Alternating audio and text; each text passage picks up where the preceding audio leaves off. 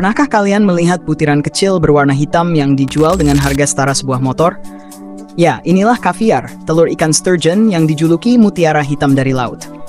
Jangan salah, satu kaleng kecil seberat 30 gram saja bisa bernilai 3 juta rupiah.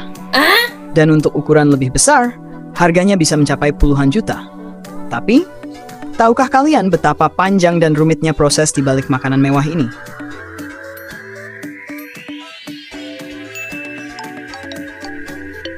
Hari ini, pemburu amatir akan mengajak kalian menyaksikan bagaimana sebuah peternakan sturgeon di Eropa menghasilkan kaviar bernilai fantastis.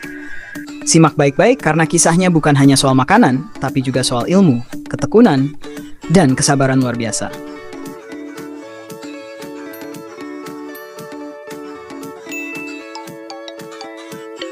Sturgeon adalah salah satu ikan purba yang masih hidup hingga kini.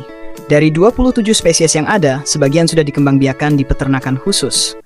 Langkah ini penting untuk melindungi populasi aslinya di alam liar yang semakin terancam punah. Alasan lain mengapa kaviar begitu mahal adalah karena lamanya waktu yang dibutuhkan.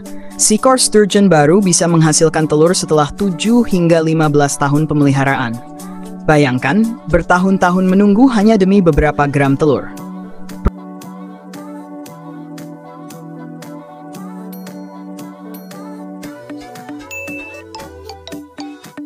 Proses peternakan dimulai dengan memilih lokasi yang tepat, biasanya di sekitar sungai pegunungan yang airnya jernih dan bebas polusi. Disinilah sturgeon dibesarkan melalui 2 tahap besar, pemeliharaan di dalam ruangan, lalu dipindahkan ke kolam terbuka ketika mereka sudah cukup kuat.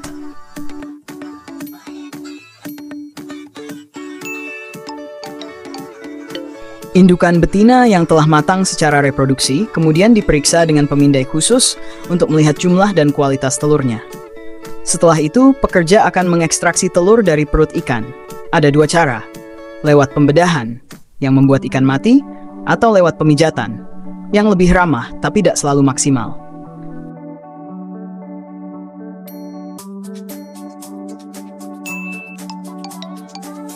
Telur yang berhasil dikeluarkan tidak langsung jadi kaviar. Pertama-tama, telur dipisahkan dari gumpalan, lalu dicuci hingga benar-benar bersih dari lendir dan darah. Setelah itu, pekerja memeriksa butir demi butir, memastikan kualitas terbaik yang layak disebut kaviar premium. Proses ini bisa memakan waktu berjam-jam hanya untuk 1 kilogram.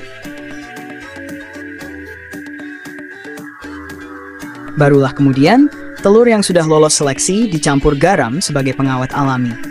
Setelah ditimbang dengan teliti, kaviar siap masuk ke dalam kaleng-kaleng berlabel premium.